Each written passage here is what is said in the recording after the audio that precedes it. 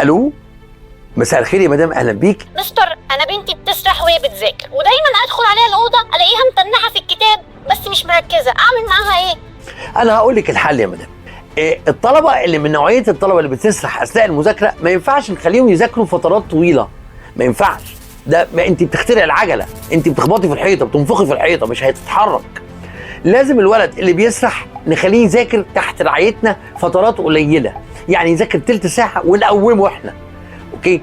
ولازم نديله تاسكس محدده، مهام محدده نراجع وراه عملت من فين لفين، علشان هو يبقى في حد عارف ان في حد هيراقبه، فبالتالي لو عنده سرحان هيضطر ايه؟ يلتزم ويضطر ما يسرحش. فاللي ولادهم بيسرحوا لو سمعتوا مش هتغيروا طبعهم، هيفضلوا بيسرحوا، بس انتوا اللي تغيروا السكه. خليه يحل اجزاء معينه في المذاكره وانتوا تتابعوه وتصححوا له، ده مهم جدا.